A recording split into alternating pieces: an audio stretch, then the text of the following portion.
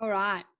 Let us go. Let us give the people what we want. We are coming to you as promised today with Morgs and Anna, as always. Do you want to say hey, baby? Hey, baby. Mark, what you're going to learn about us, you probably haven't even... Matt. I keep saying Matt. You know what, Matt? It's You're okay, Mark. baby. It's all right. Yeah. I hate my name. I really don't like it. I mean, Matt is not too bad. It's quite common. But have you seen my last name, Wong? There's about 1.5 billion Wongs. I don't feel unique at all. Well, we're gonna call you Mark. No, you're Matt. Well, we've got you on Wong. because you are unique. You've got a unique, not a unique perspective, but actually a unique perspective on a topic. So here we are again. I just want to set this up for people so we've got lots of listeners that listen to the podcast, and then we have I've got lots of people then that follow Instagram, and it's unique to all kind of platforms. People that more listen to the podcast are kind of people that have known us followers essentially, but then at the moment there's this pickup of followers, and I know people that are going to listen to this one specifically are very interested in politics. So we found you. I just want to set it up by saying, obviously I had done a video again. I put my hat back in the arena essentially and spoke back up this week on just helping Australia learn how to empower themselves in stopping or supporting. Either way, I'm all about that democracy. So, but writing letters to their members, which I've done multiple times throughout this year, and it's kicked off again. I think as we go live, it's where I'm at about 70,000 views on that video. But it was a good video. Matt, thank you, Matt.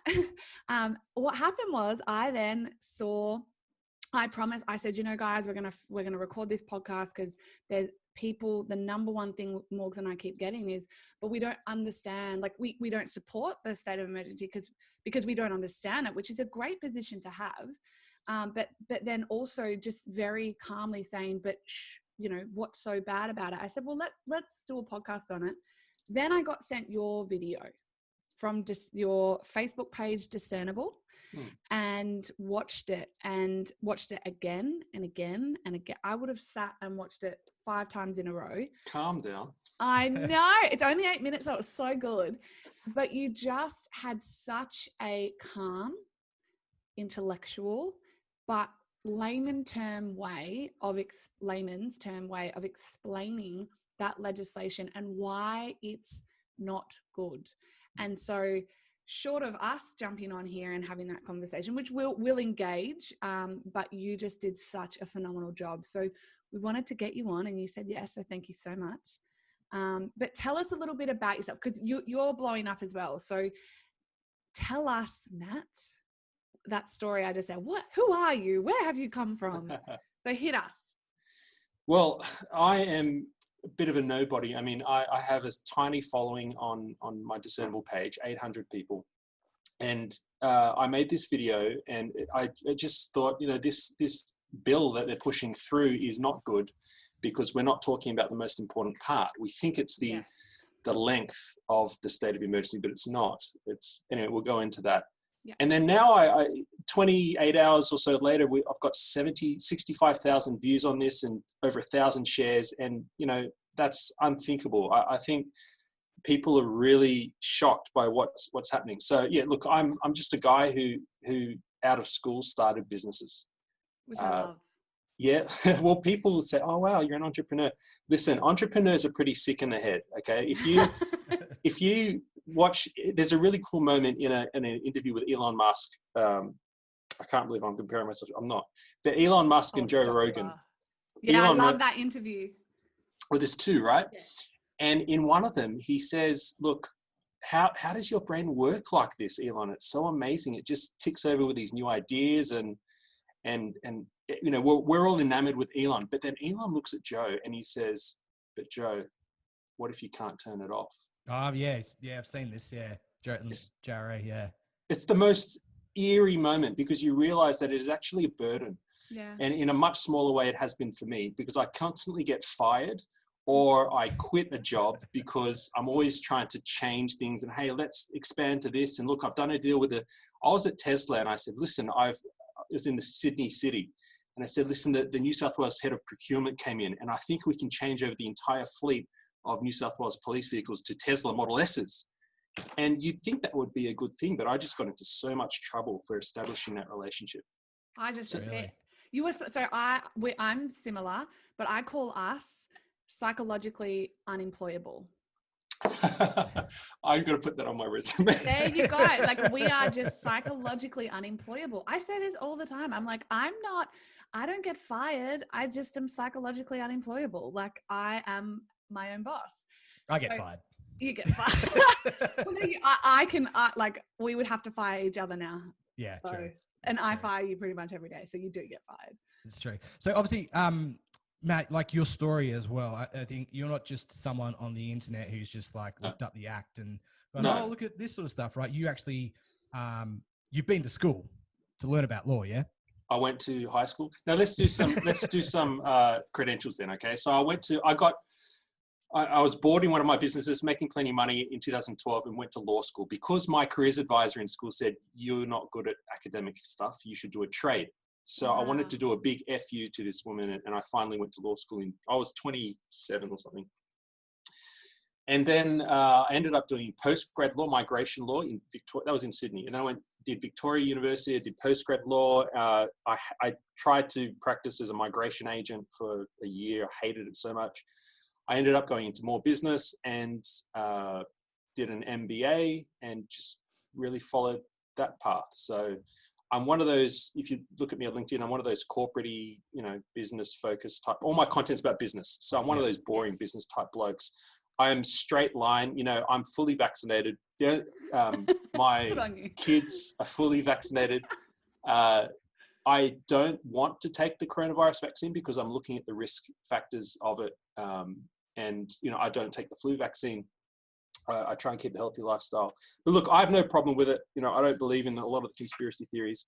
So I tell you that so you understand how painful it is for me to start waving this flag of, hey, this proposed bill is sneaky and it's dangerous. Because I hate the conspiracy theorists that jump on social media and say this stuff. But it is so bad, I had to say something. No, but Matt, this is why I wanted you so bad on this today, because I think you bring that unbelievable calm logic to the argument, in the sense that you just stated it. And I love that you preface that, like, good on you. Like, I'm vaccinated. I'm there with you too, by the way. Yeah. But I love don't take that. the flu vaccine or anything. Yeah. But I am vaccinated, so not autistic either, maybe a little bit. You're definitely on the spectrum. It's a spectrum. Yeah, you are definitely on the spectrum. No, but I love that. And this is why we wanted you, because you have that real voice of reason and can bring that law intellect to it. And I have to say, as I watched it over and over and over again, I said to Morgs, there's law in him, because nobody can, unless you've otherwise worked in politics. So my background was in federal politics for 4 years, psychologically unemployable. I remember when I left for my now business, my boss handed me the 4-hour work week. He's a beautiful man and said, and in it he inscribed lots, but at the end he said, go and find what you've always been looking for. Love, DJ. And so I can look at legislation and understand it, even not to the extent you had. So let's dive into that then, because you're amazing. Sure. And first of all, can I just say, young man, you're not a nobody, okay?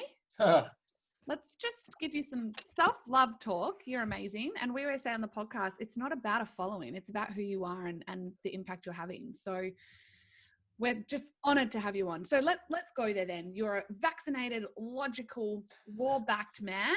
Yes. Who also can stand up and go, this is not okay. Why? Matt, let's start there. Interrupt me if I'm being boring, because lawyers are typically, I'm not a lawyer. I was never admitted to the Supreme Court. Don't come after me, Professional Services Committee. But go away.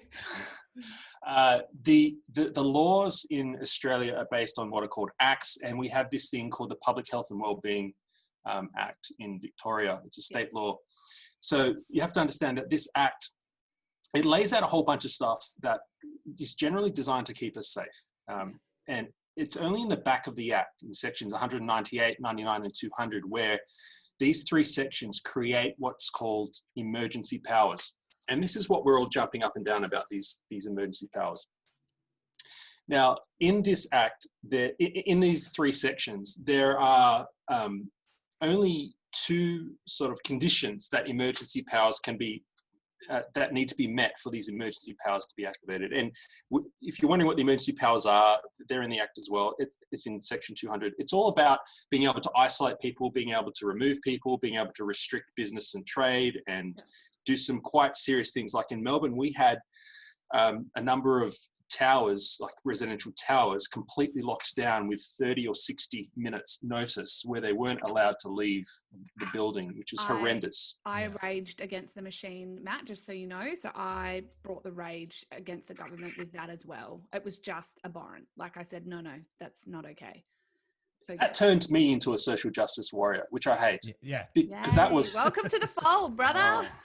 I don't know.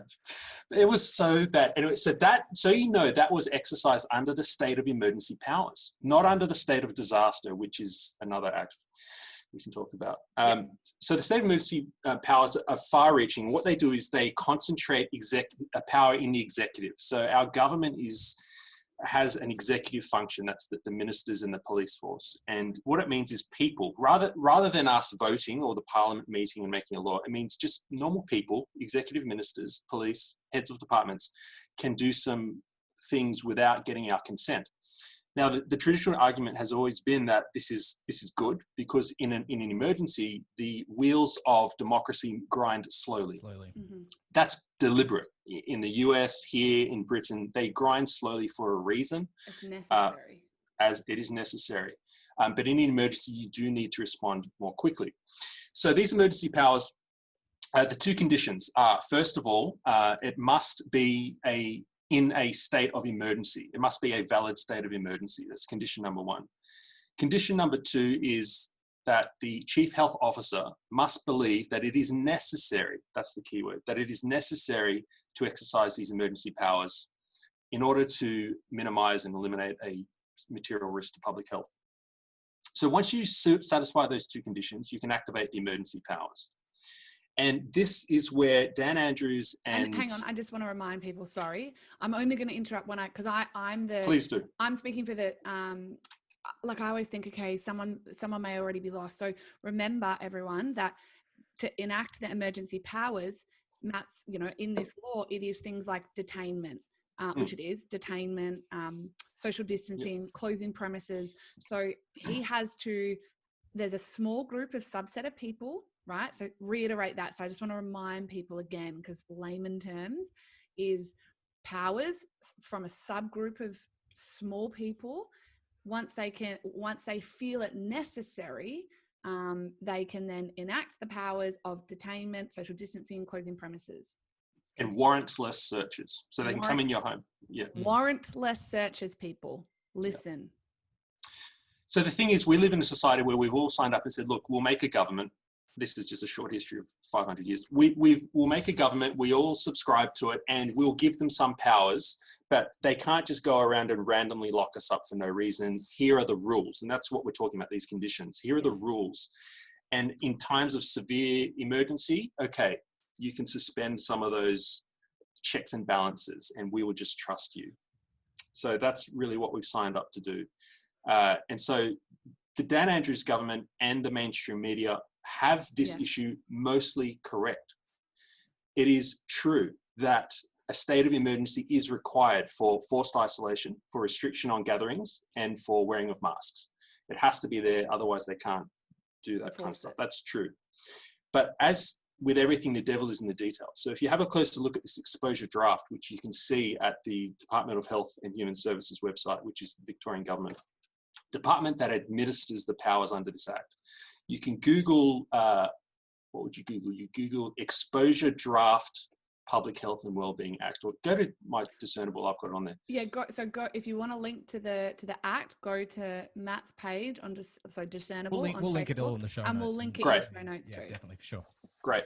It's not a very long document. It's only like 4 pages long. So this is the bill. A bill is presented to parliamentarians to vote on. They vote.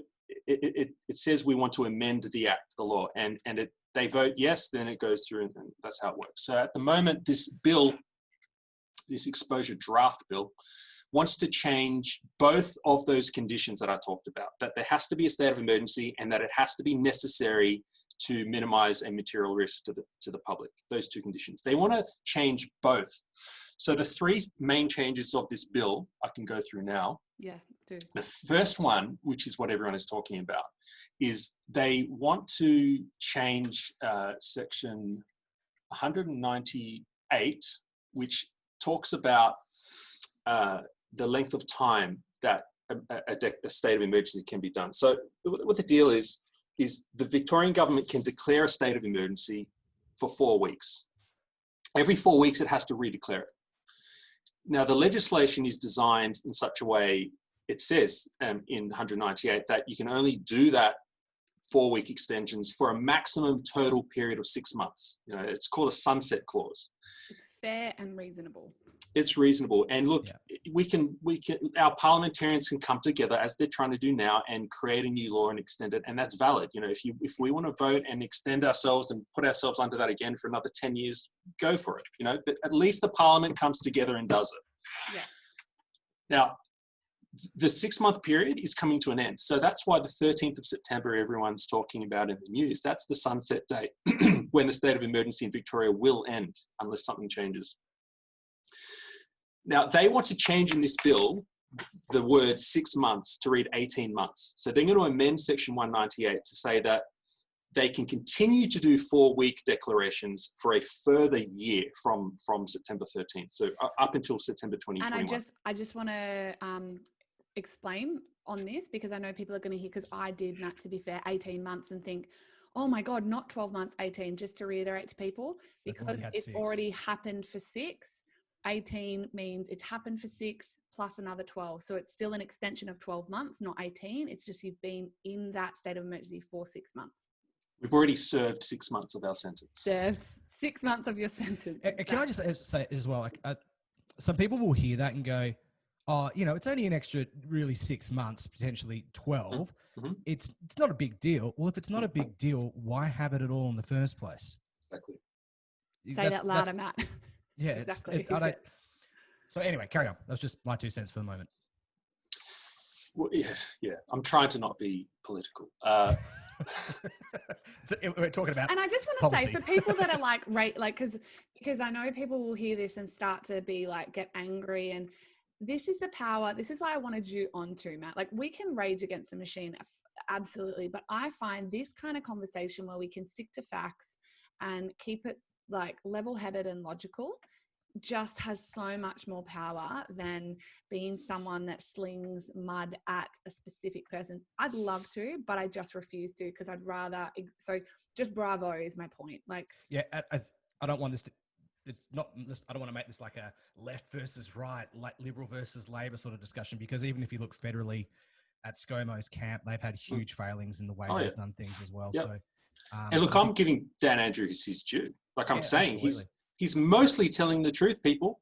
He is not trying to destroy our life. Can I just say this? I'm no fan of him at all. I'd much rather vote for his opposition. But Dan Andrews has our best intentions in mind. Now, he may be deluded, and you may think that. I might actually think that looking at this draft bill. But I am certain that he's not trying to destroy us. And if you look at that man doing his best, which may be woefully inadequate, but he's doing his best.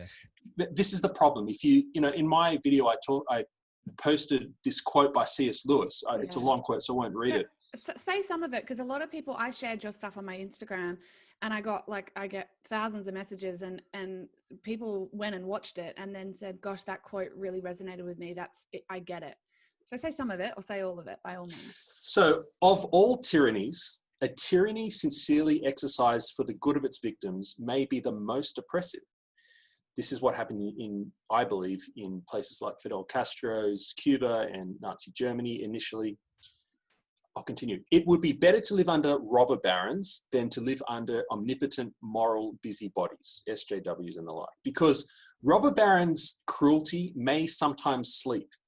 His cupidity may at some point be satiated. In other words, he may kind of tire from tormenting us. But those who torment us for our own good, which is what's happening, will torment us without end, for they do so with the approval of their own conscience.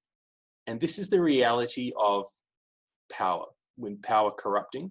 Yes. Do you think I would be any better as the premier of this state? I hope so, but probably not, honestly, because every time we see people rise to power, to positions of tyranny, they don't do it with a sense of, I'm going to destroy your life. They always do it for noble purposes. They always they always think I could do it, but my brother does it. I love my brother, but he has this idea, look, if I could just be the PM, I would fix it all. But don't you know, that's what ScoMo thinks. That's what Julie Gillard thought. That's what Dan Andrews thinks. We're all trying to do our best. Yeah. Yeah. And I say this all the time. Like, I've always taken the person out of politics in the sense that, like, I won't ever begrudge the person. I just look at their policy, and it just, to me, it humanizes politics in a way, without making it personal always. But I will say, unfortunately, at the moment, like, Andrews, yes, I have to trust he's doing his best. But when this I have to legislation... trust that he believes he thinks he's doing his best. And I agree with what you're saying. I would probably be somewhat worse in the same situation. Maybe not, because I did notice today that the head of the AMA has come out, Julian, I've forgotten his last name. He's requesting a royal commission into the way the Victorian government has handled this whole thing. And to quote him, he called it a slow-moving car crash. It is. And I want to say, and then I want to get back, like, lead you back to the legislation. We've interrupted you, but Andrews now is at a point where I don't trust that anymore, because he had come out and said yesterday, he keeps saying it, I've heard it from my own ears and read it with my own eyes, that, you know, well, other states are in a state of emergency. That's a lie. Queensland isn't. And I called and spoke to my state member yesterday, because I was like, no, we're not. So I was like, someone's lying. Who's lying? Which state's lying? And then I called and I spoke to them, and they triple checked it and called me back and said, no, we absolutely are not. We've still got They have emergency restrictions. We have restrictions, but we're not in a state of emergency. And he keeps saying and our legislation is indefinite. That's a lie. That's a blatant lie. So just little things like that. Now I'm not comfortable anymore at all with his leadership. And because I think if you can get on national television and update statuses with just such blatant lies, it's not okay. So that's my 2 cents. I would agree with, go on. I think just on this topic, I really want to come back to the legislation, but when we look at the way this particular government has handled this situation, when we talk about the lockdowns of the buildings, these cases that have gotten out of control, this legislation, basically the disbandment of democracy in a lot of ways, with the way they've shut down the lower house, the upper house, and all that sort of stuff, is that what I would be most uncomfortable with is that this is a government that's largely failing in its responsibilities and its duties. It's removed certain aspects of the democracy while at the same time increasing its own power and its own what it is able to do under certain acts and certain bits of legislation. And it's doing it in a way that isn't necessarily truthful and honest.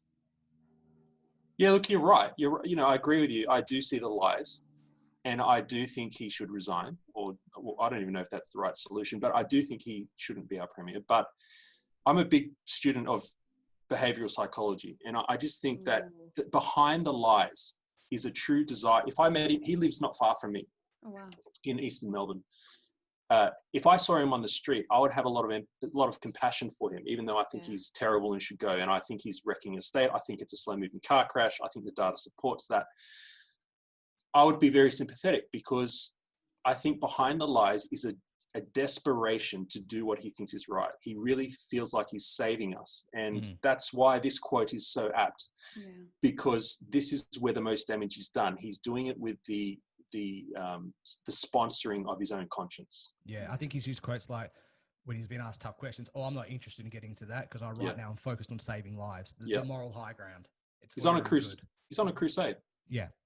So I'll look in there and say, hey, thank you so much for, you're on your crusade trying to save us, but you are bloody wrong. You are destroying lives, mate. I really need you to sit down, have a cup of tea, and let someone else do a better job. And this is so important. And I'm glad it went here, because I think, again, I do always say that politicians are humans, and they do often do their best. And I know we do. It's scary, because lives, I mean, the suicide rate, I'm going to say it, like the suicide rate in Victoria specifically, I mean, nationally, is killing more lives at the moment than the virus. Fact. The data is there. Yeah. But 50% increase with roughly half under 18 is what I've seen. So I think it was up to 4,500 projected instead of 3,000 for the year. So that's a massive increase. So there's so much emotion. You know, people have lost their jobs. So it's an emotional, hot topic, and everyone's confused. But also, we have to try and put the humanity back into it in a sense, without also, like I always say, see the person, absolutely, but you can still this is such a powerful conversation to me, because I think, you know, we have that calm empathy for him, but it's like, nobody should resign. Like, you can have that empathy for someone, but still absolutely hold your ground, looking at data and knowing the facts. So yeah, I'm just excited to help educate people, because I think the greatest feedback I've had, Matt, is that people are just so confused. So if we can keep breaking this down for them, it's just so empowering for them to go, okay, I can have empathy, but now I understand under no circumstances should this legislation get through. And I'm glad I sent my email. Well, apparently today they're doing a 180 on a lot of it as well. There's come down to one independent. No, again, let's get into this, because what they're doing a 180 on is the length. And as you mentioned in your video, that's not the real issue.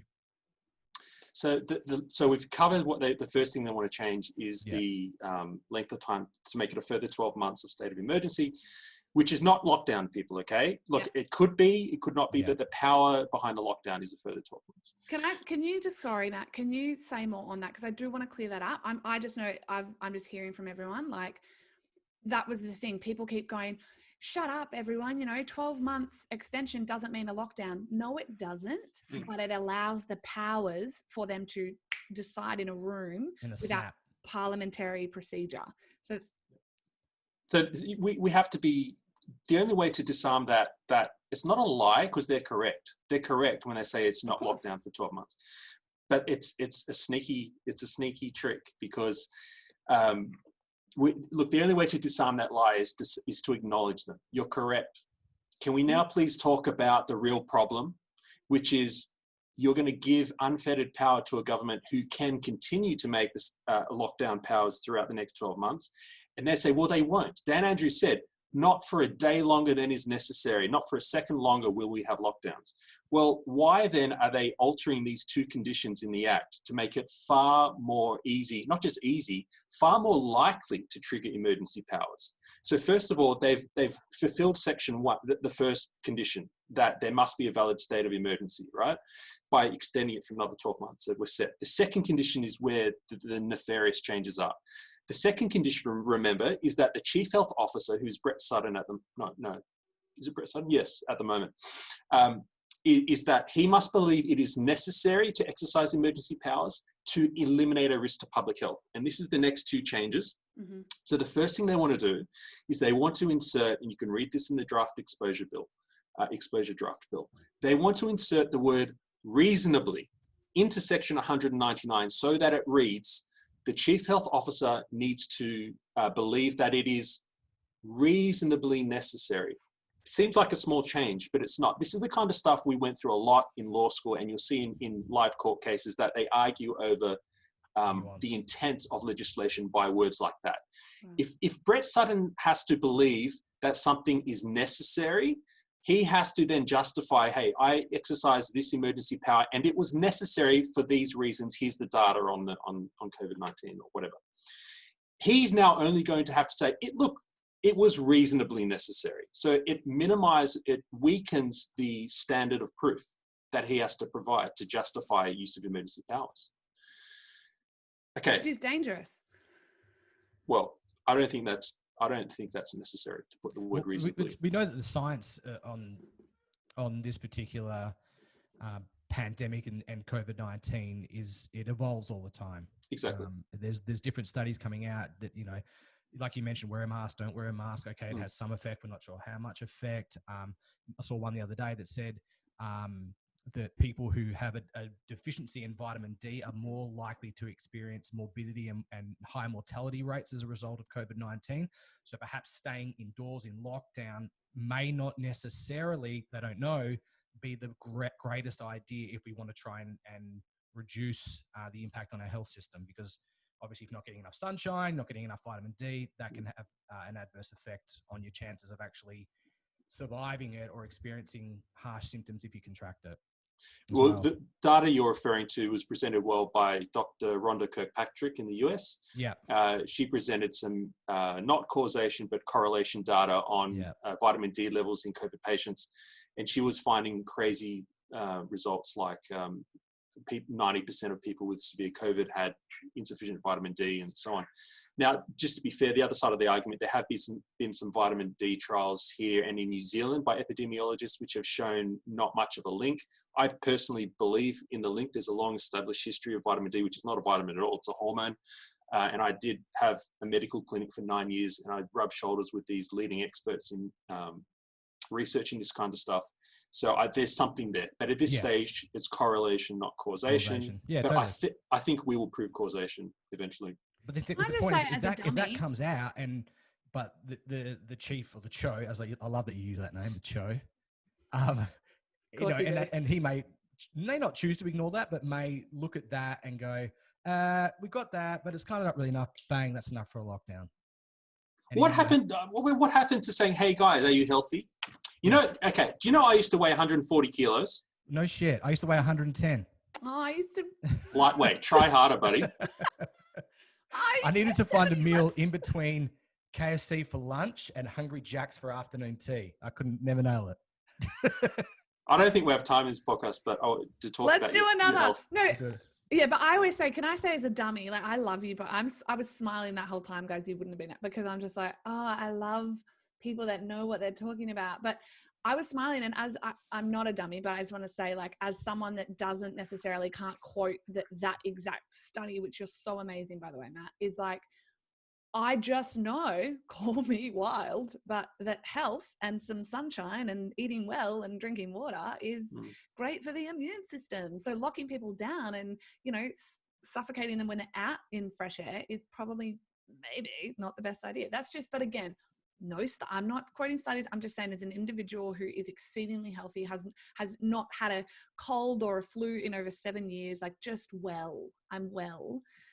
It's because I love the sunshine and I eat well, and someone actually called me out. Someone said on my Instagram yesterday, they were like, you think because you're healthy, like that's no, just because you're healthy and that's an advantage. I'm like, yes, of course that's an advantage. And I think it would be wise that everyone be healthy, because that's such a powerful thing to fight a virus with, health. But anyway, okay. Number 3. Get out of here with your facts. Yeah, all right, how dare I? I can't believe we're not talking about that stuff. Get out there, get fit, whatever. So I'm just aware of, I've got plenty of time, but I know you probably don't want to go on for an hour and a half. Oh, no, we need to at least, look, we're good for however long you're good for, but obviously we want to make sure we cover the key things about this legislation as well. And I think we were just talking about the powers of the cho. Yeah. Terms like reasonable, and I'm familiar with terms like reasonably practical and things like that, just through my own background and work experience and things. And they are, like you said, they're hotly debated. They can be hotly contested terms. So removing some of those, changing some of that language, obviously can make it much easier, and it gives more broader sweeping powers to a government to kind of take whatever action without necessarily having the information and the data behind it to support the action. Can I give a real life example, Matt, and correct me if I'm wrong? Because again, I just want to bring it down to that level where people are locked inside their homes, and it could go, I'm like, we're trying to stop it in Victoria so it doesn't go everywhere else. But say, because the emergency powers are essentially carried out by the police. Yep. So that's the way that it works. So an emergency power is to detain. So say if it was reasonably necessary, if a police officer with the authority to exercise an emergency power like detainment with, you know, extreme measures of a 5 kilometre radius and things like that currently in Victoria, the way that I looked at it and I said to Morgs was that, say I am running, because you don't have to wear a mask, and I'm running in my 5 kilometre radius, but a police wants to stop me and I'm a bit sassy about that because I'm like, well, you know, I'm doing the right thing, for goodness sake, I'm running, so I don't have to wear a mask. You know, I know I'm in 5 kilometres of my home. You know, say I went on a run and I didn't have a pocket, so I might not have taken my identification. If I was then fined or arrested, say, because I can be quite sassy, if that occurred and I then challenged it in a court, but because of that addition of reasonably, to me, that's where that fine-tooth comb comes in. It's like, well, they could fight back and go, well, it was reasonably necessary to, you know, exercise that emergency power, even though it wasn't necessary at all, because I was on a run and I was doing the right thing. Is that an okay example to use? I wouldn't use that example, because I don't think that that's the way that this change to the Act will be applied or interpreted by the courts. Can you give an example then? Sure. So when it talks about adding the word reasonably necessary, it's referring to the Cho's responsibility to have that belief in order to exercise his powers in making declarations, and his authorized officers, which you're referring to, the police. In practice, that's not what we're talking about. It's not actually really empowering the police to make discretionary judgments based on this change. They make their own discretionary judgments based on the Policing Act and the Crimes Act and a whole bunch of other things. This is more saying that the Chief Health Officer, this is really protecting the Chief Health Officer, not the police. This is good. Okay. In practice, what happens is the police will simply follow their training and the policy and the briefings of the day. So at the moment, they're simply doing their job and walking around like, I don't want to say monkeys, I don't want to disrespect them, but they just enforce, and that's what we're just enforcing. So this loosens the Chief Health Officer's ability to make a declaration or a direction, and then they will enforce that direction. So whether the Cho makes a direction or not, whether he makes it easily or more difficultly, the police will enforce it. So I don't see that as a problem. What the real change here is that when the Cho, this is the example, when the Cho gets called to account, or really the Andrews government, he has to, the rule of law exists. Even under emergency powers, he can only exercise emergency powers in the way that the Act authorizes, because we live under a Western democracy society where we believe in the rule of law over everyone. And this is good. We've gone from kings and queens doing dictatorial stuff to us to this rule of law. No one's above the law. ScoMo's not above the law, no one. And so all this does, it says, look, you're not going to get into as much trouble, Brett, because you don't have to prove. The onus of proof on you is lower. The standard of proof, the bar has been lowered. Yeah. But okay, so the third change is the big one, and it's the same thing. This is the one, yeah, I'm really excited to have you talk about as well, because this is the one when you I was like, holy shit, you know what? Okay, I'm with a lot of this stuff, I'm kind of like, all right, we'll just kind of, you know, we trust that they're doing the right thing. But when you explain this, I was like, hang on a minute, because when you've explained, obviously, so just recap the first two. So remember, there's two conditions under which emergency powers can be exercised. There must be a state of emergency, and the Cho must believe that it is soon to be reasonably necessary to eliminate or prevent a serious risk to public health. Okay. So we've covered the fact that the change, they want to increase the length of time. So the first condition is met, tick. We have a state of emergency for the next year. Second condition, he has to believe that it is necessary. Well, they're weakening that to say he has to believe it is reasonably necessary. Yeah. Boom. And the last part is reasonably necessary to do what? To eliminate or to reduce a material risk to public health. What is a material risk to public health? Thankfully, the Act defines it. Mm-hmm. And this is the big third change they're trying to push through. The bill wants to put a new section 3, subsection 4. Was it section 4, subsection 3? No, it's 3, subsection 4. I remember. 3, subsection 4.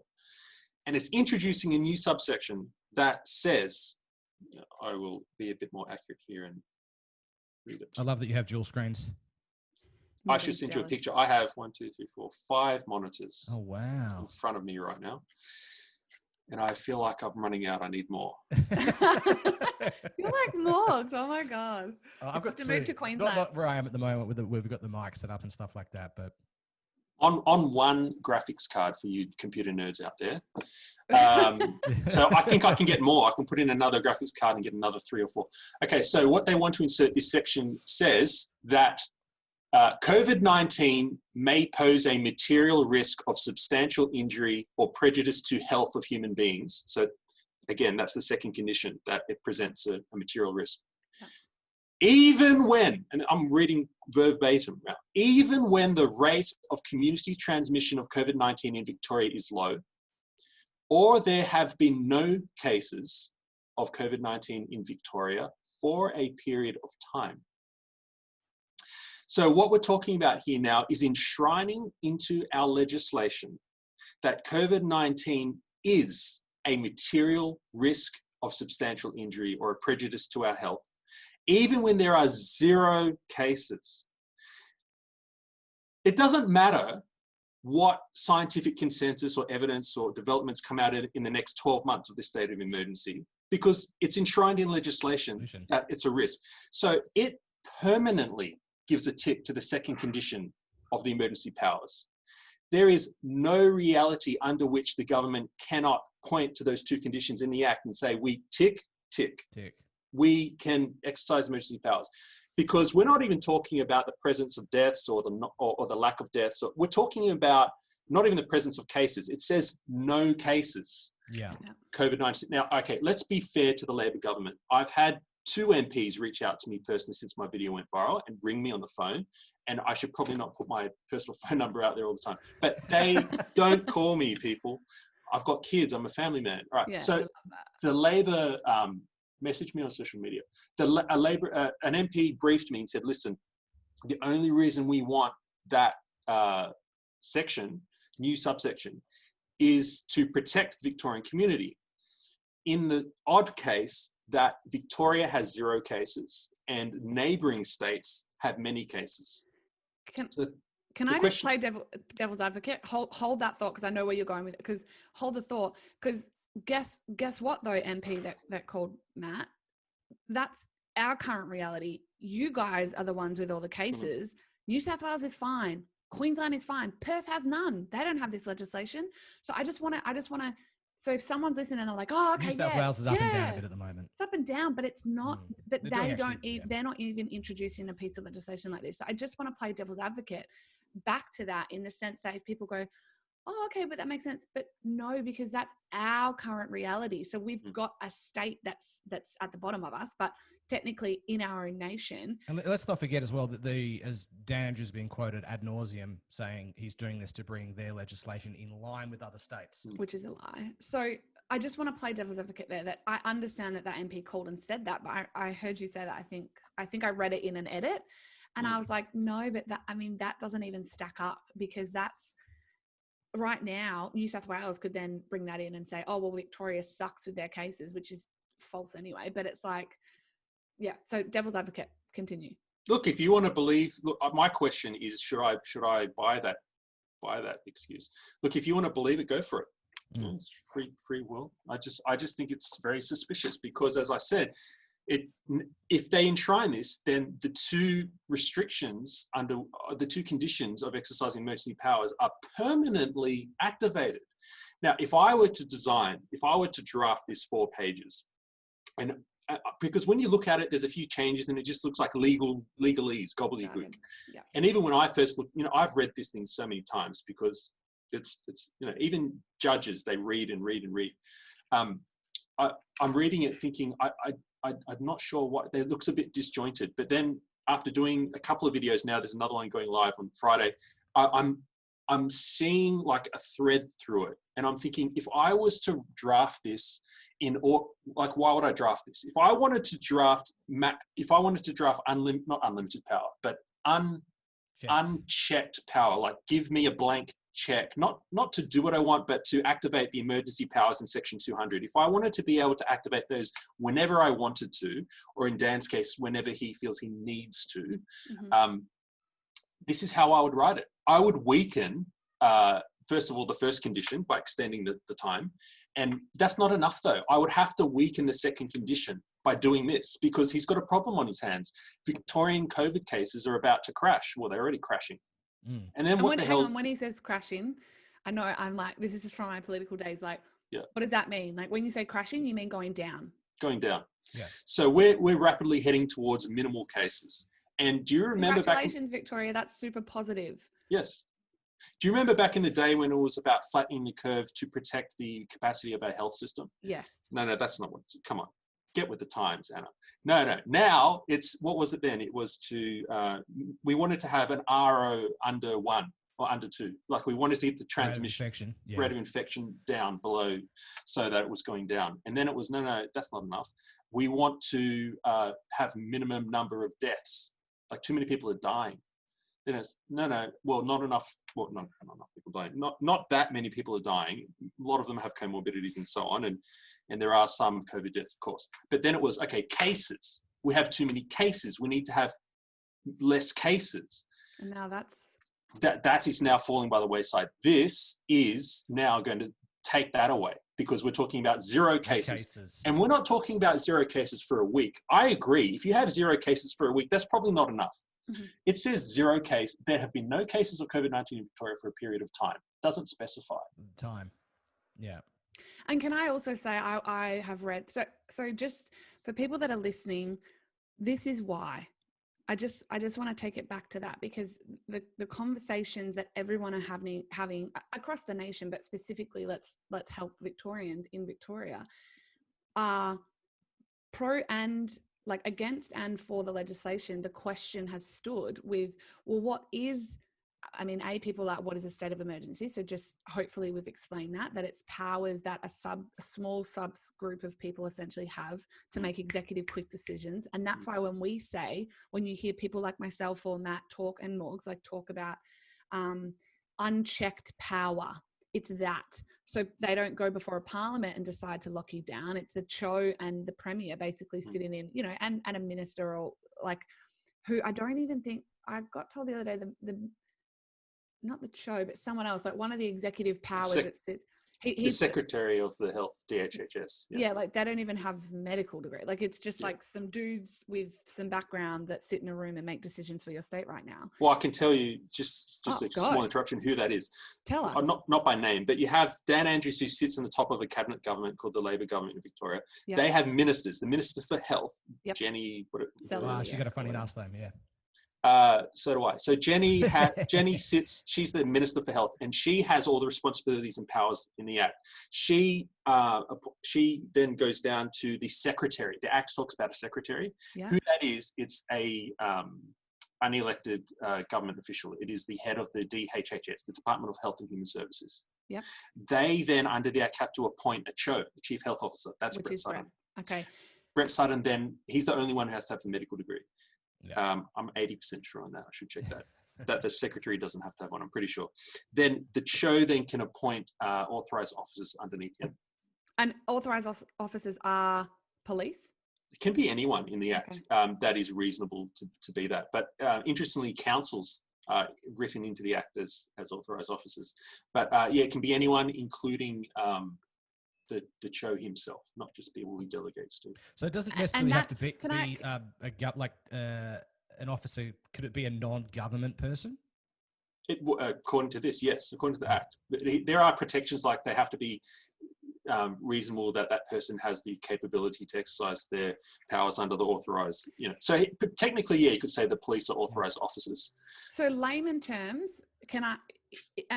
With this executive, the things that sit in a room and decide, and this is where when we say unchecked power and blank checks and etc., it's those people. It is always, I know it's the Premier and I know it's the CHO, and the Minister for Health, so Jenny, and her secretary. Yes, but we when I say secretary, that's just a legal term. It's not her secretary. No, I know. Yeah. Explain. Yeah. No, but actually, you should explain it. Keep going. Yeah. So the secretary in the Act, that the Act refers to, this Act, is simply the head of the Government Department of Health, the Department of Health and Human Services. So it's not like a junior admin. No. It's a serious look. If I could get that job on $800,000 a year as secretary, great. But this is what I want people to understand. It's 4 people essentially sitting in a room. Yes. So everyone, just to break this whole conversation down, we'll keep going, but I just want to like box it up here just to put the pin in it to say, okay, this is where we're at. So if you've been confused so far, where the problem lies. So hopefully you're starting to understand what a state of emergency is. So it's the Public Health and Safety Act of 2008. That's the act. They're about to amend that act with everything that Matt's just talked about. That act allows the Premier to call a state of emergency. The state of emergency gives state emergency powers. Those powers are, detainment, masks, etc. So no, it's not a lockdown, but it allows a quick decision by 4 people sitting in a room to make that decision. And now this legislation is allowing, all those changes that Matt's just talked about. But even if, you guys, there are no cases, they can 4 people can sit in a room unchecked, unaccountable, and go, there are no cases.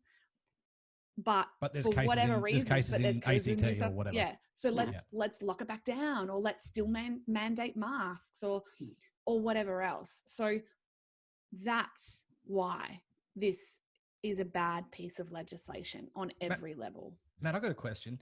So when we talk about the Cho and he assesses data, then makes a determination, and it can be, as far as he believes, reasonably necessary. Does the Cho have to present or publish the data that's led him to make that decision, or is that all discussed in private? I feel so sorry for Brett Sutton, poor guy. Like, he's not that political. He's just trying to do his job. Look, I'm wading out of my knowledge, so I'm going to be I'd be interested to know, like, where is what's the data that he makes his assessment from? Does that face any scrutiny? I mean, that's what I'd like to know as well. Yeah, so I can speak from the legal point of view. I can talk about what the act will force him to do in a second. But in terms of what I've read is that they're not forthcoming. Like, I've seen FOI requests, Freedom of Information requests. I've seen the actual documents and the replies from the department to the federal government about can you show us documents relating to basically the data, and that they have to report on that they found documents and then make a decision whether or not to release them. And they constantly report, yes, we found 2 documents that match your inquiry. However, given COVID-19, we've decided it will prejudice the actions of governments, state and federal, so we're not going to release it. So I've also read in media, how true that is, I don't know, that we're not able to get this data from Dan Andrews. Is that what you guys are seeing? He's just not releasing the medical... 100%. Yeah. Yep. And also what I had a problem with, like, furthermore, as we're on this sort of track, is that I did my video to say it's not okay. I can't even remember now. I think it was Tuesday. I'm just going to have a quick look on my phone. I did it on 2 days ago, on Tuesday. On Tuesday, I knew that giving any government, so I just want to reiterate again, because layman's terms, I'm thinking, like, why it's bad is that it gives back power to 4 people sitting in a room, legislated if it passes, which, hopefully it won't, that they can just decide, even if there are low and no cases, to continue a lockdown or continue mandating masks. Now, I want to say, I'm in Queensland right now. We've got some community transmission. I went to the gym this morning. I high-fived my PT. Like, we've got no masks. But I want to say, like, you can adult in a state where there is still some community transmission, and we don't have 4 people sitting in a room with legislation that backs them to say, even with no community transmission, they can lock us down or make us wear masks or detain us, all the things. So I think the concern... hang on, sorry. We interrupt each other all the time. But I just want to say that on Tuesday, but on Tuesday, innately knowing that it would be bad, I still hadn't cited, none of us had cited the information, the legislation. The members of parliament hadn't cited the legislation. I just want to make such a point of this. Yesterday afternoon is when this legislation was tabled by Dan Andrews. He wants them to vote on it in a couple of days. So the fact he already had numbers. So, well, this is the thing, because, well, if Dan Andrews comes out, that's the government, right? So Dan Andrews is going to come out and go, this is the legislation that we're going to put forward. Labor have to vote that way because that's the majority of the government.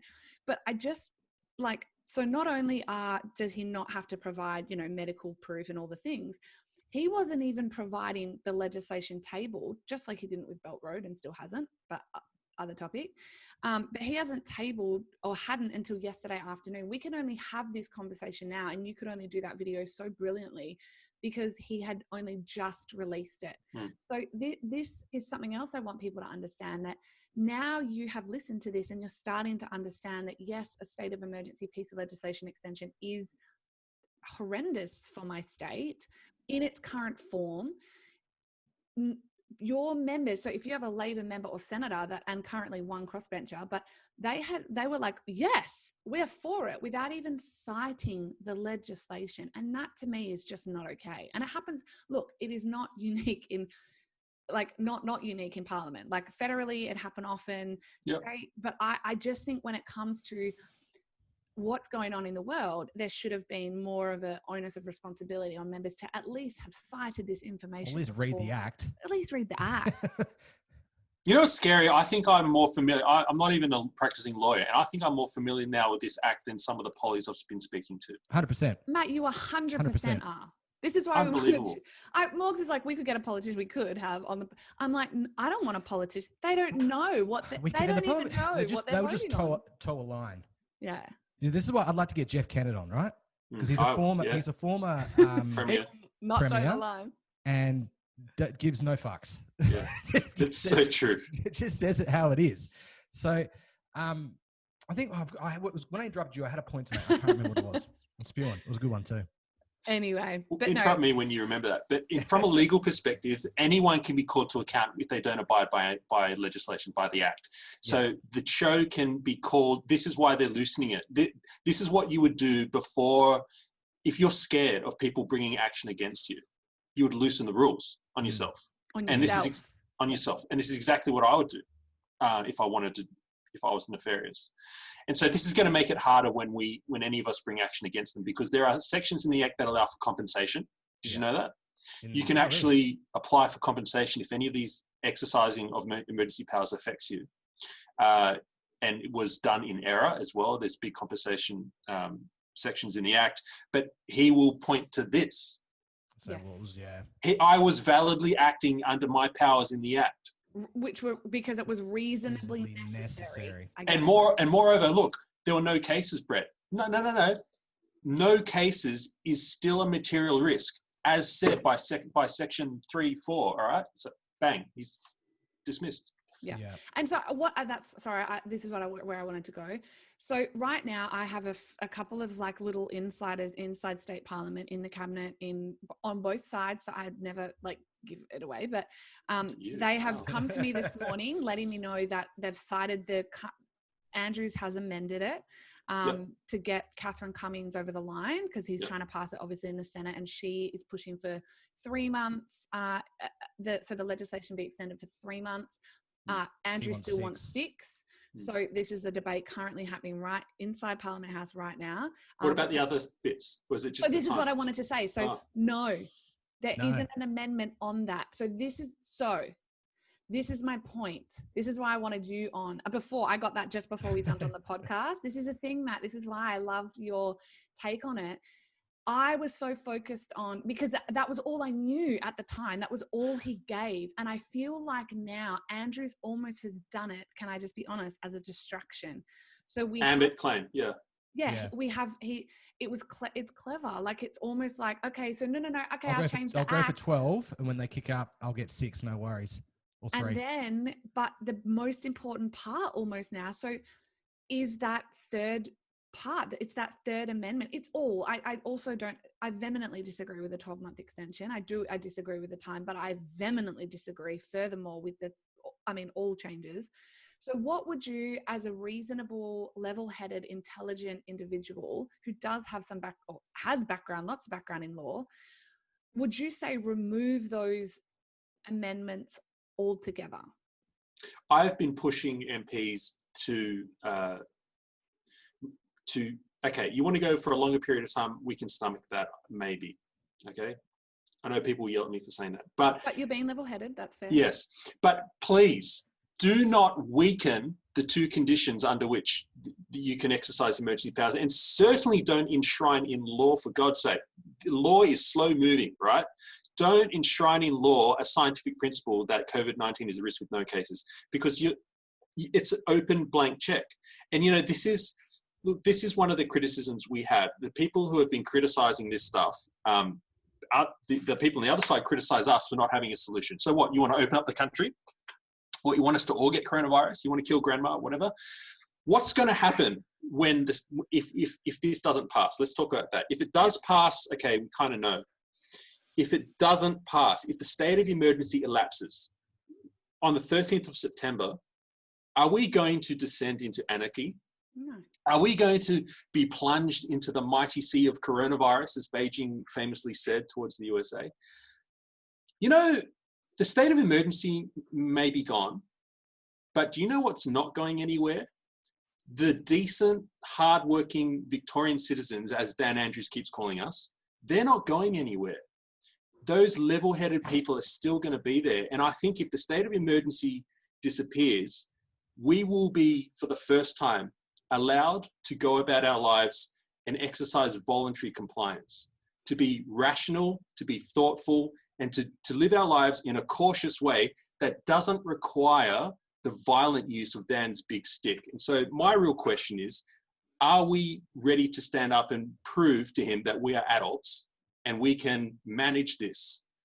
Or are we simply just going to stay under the Jeremey Benthem's Ponopticon, which if you're familiar with principles of policing, there are two ways to police a population, either with a big stick and fear of being caught, which is Jeremey Bentham's Ponopticon, which we'll talk about if you want, or you can do it through consent. And our entire policing system and governmental system is built on consent. Okay. The police rule as members of our community rule. The police exercise their powers as members of the community. This is based on the Peelian principles of policing, which were established in the early 1800s in Britain. The police are taught this in the police academies now. You are not special. You are the community and the community are the police. Yeah. You're just simply exercising powers to protect them. And that's policing by consent.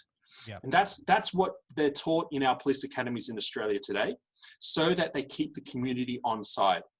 That's what you want. You want the community supporting the police force.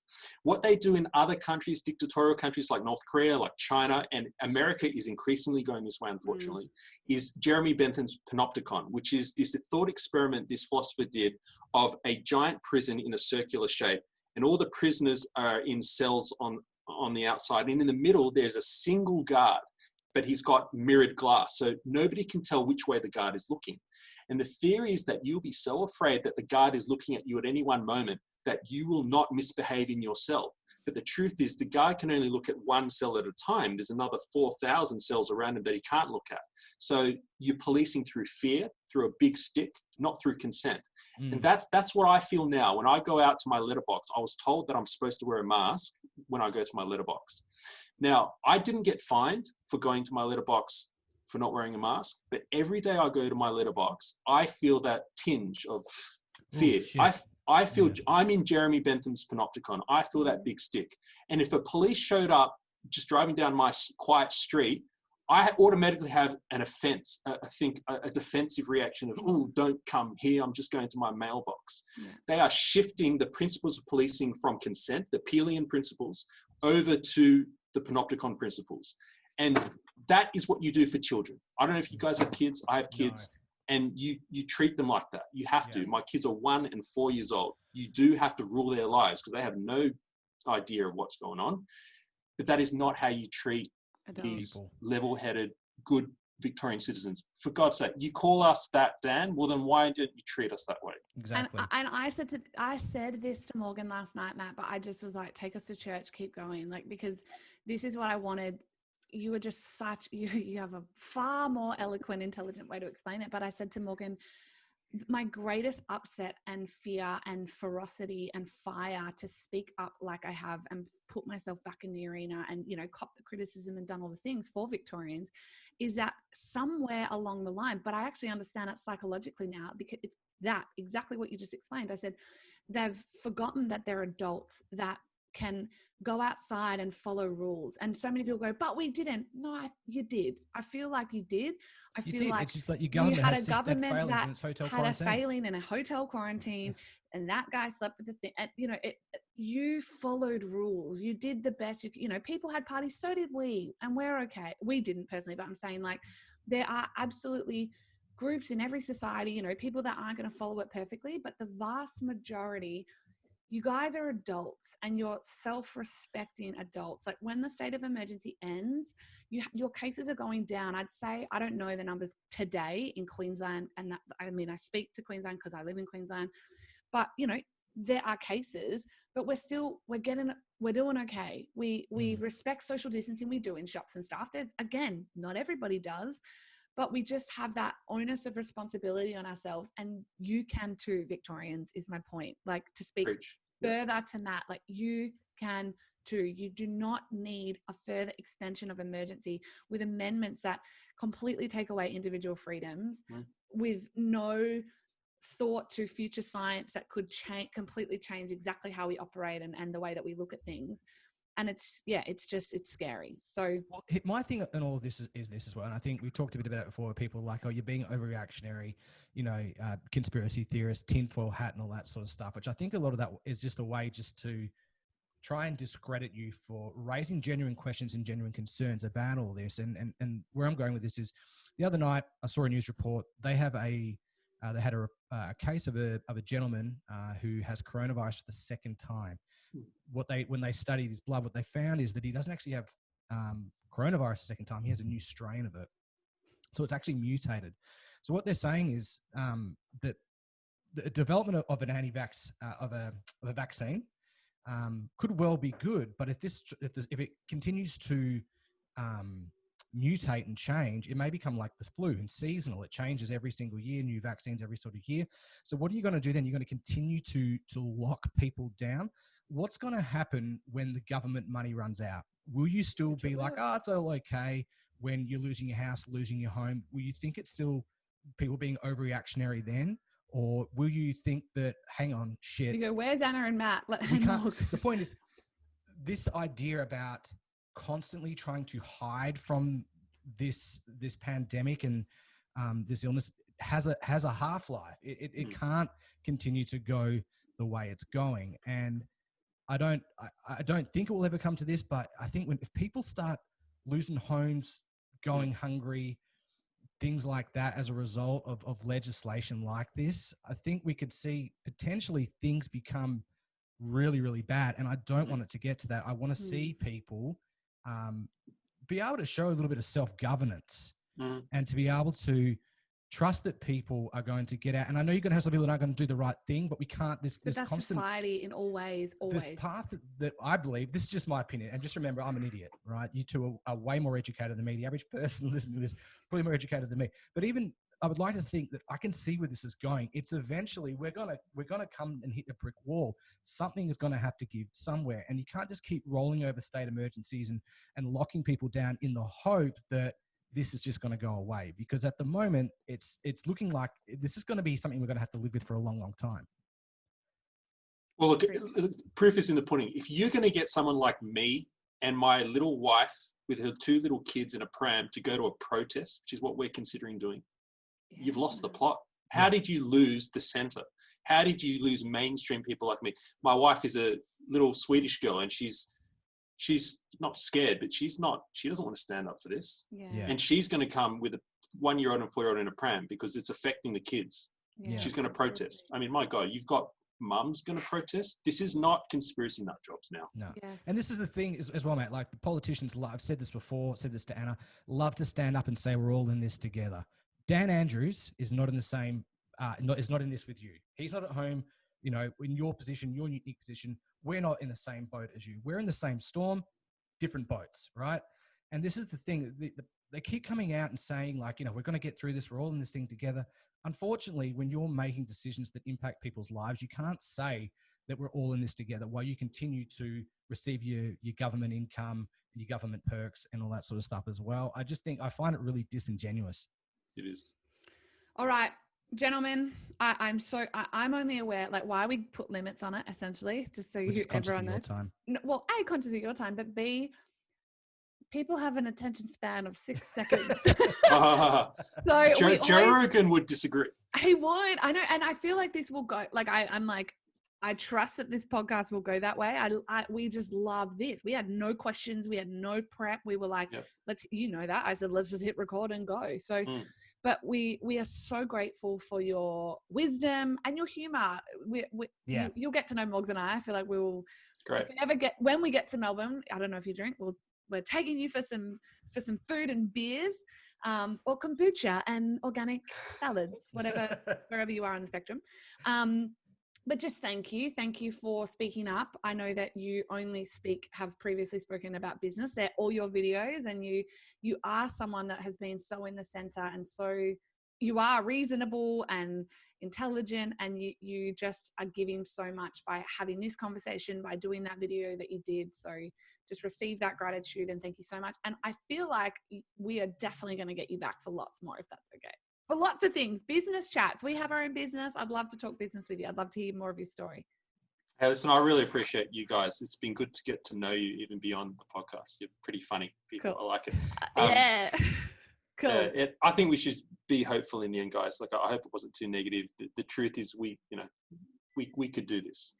Well, let me say, I love you said that, because that's my biggest thing. I always say, don't lose hope, and never feel like it's the end. Like, so Matt's educating you and I'm leading the protests, like, in the sense that, like, Matt's just explained why you need to keep writing the letters. That's what it comes down to. I've been inside those parliament wall. I know you have to rally. It's power in numbers. Politics is numbers. So they govern to prove that they are worthy of governance in the next election. And they do that by validity of proof through their constituents. So the constituent holds the power. They do. And if they rally, which is what I've been leading this week, enough, they will vote this down. But now I understand the legislation even more. I'm like, I'm amending the letter and including those 2 amendments, because we can absolutely stop this. So don't lose hope.